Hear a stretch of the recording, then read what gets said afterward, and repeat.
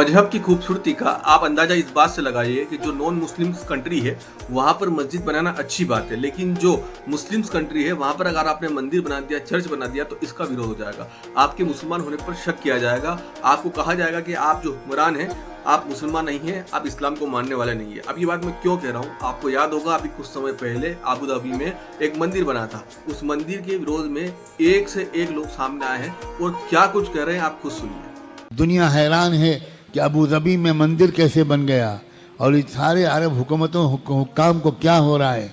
दुनिया हैरान है कि सऊदी अरब के शहजादा मोहम्मद इब्न सलमान इस कदर काफिराना, फासिकाना, गुमराहाना अकायद और अमाल में कैसे फंस गया। दुनिया इसलिए हैरान है कि दुनिया को नहीं खबर थी कि ये सब बता चुके हैं मुहम्मदुर रसूलुल्लाह सल्लल्लाहु अलैहि वसल्लम।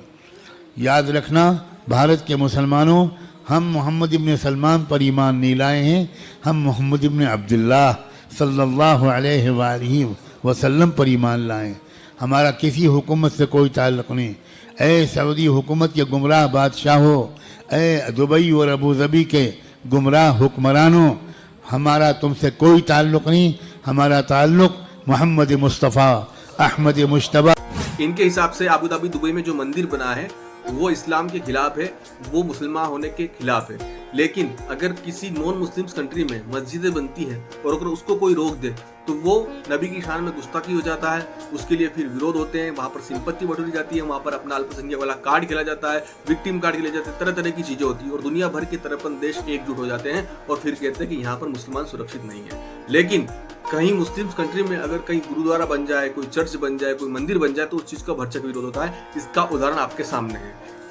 इसीलिए सालों पहले डॉक्टर बी आर अम्बेडकर ने कहा था कि एक सच्चा मुसलमान कभी भी सच्चा देशभक्त नहीं हो सकता।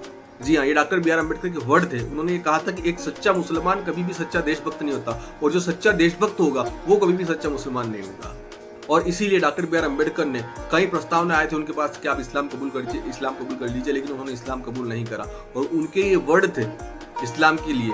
और इसीलिए वो कह के कहते हैं कि अगर आप इस देश में वाकई में संविधान चाहते हैं, वाकई में लोकतंत्र चाहते हैं तो एक समान नागरिक संहिता इस देश में लागू हो, ये मेरा सपना है। लेकिन आज जो खुद को बाबा साहब के अनुयायी बताते हैं, जो कहते हैं कि हम बाबा साहब के वंशज हैं, हम बाबा साहब के अनुयायी है, वो जाकर राजनीतिक स्वार्थ की पीछे मंच से कहते हैं जय भीम जय भीम जय भीम जय भीम।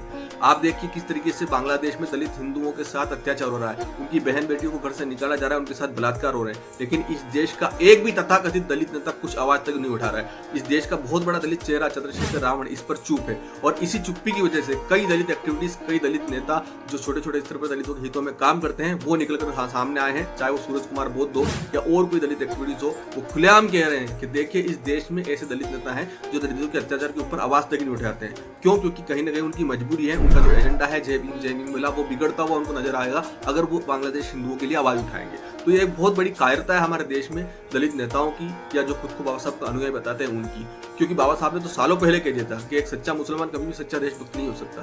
क्यों? क्योंकि उनका जो धर्म ग्रंथ है वो इस बात को कहता है। यानी कि आप इस बात से समझिए, अगर आप मुसलमान नहीं हैं, आप हिंदू हैं, आप बौद्ध हैं, आप यहूदी हैं, क्रिश्चियन हैं, तो आप सिर्फ और सिर्फ उनकी नजर में काफिर हैं, चाहे आपका धर्म कोई सा भी हो। अगर आप नॉन मुस्लिम पर्सन हैं तो आप मुस्लिमों के लिए सिर्फ और सिर्फ काफिर है। ये उनकी किताब कहती है, ये कुरान कहती है। तो आपको इस बात को समझना होगा।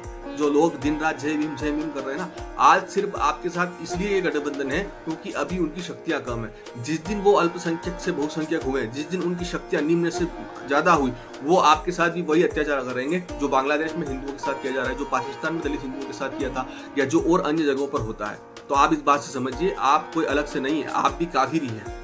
आप इस देश में संविधान चाहते हैं, आप इस देश में लोकतंत्र चाहते हैं, तो एक समान नागरिक संहिता यूनिफॉर्म सिविल कोड की आवाज बुलंद करिए। इसके अलावा और कोई दूसरा विकल्प नहीं है। अगर आपको ये वीडियो अच्छी लगी तो वीडियो को ज्यादा से ज्यादा शेयर करें।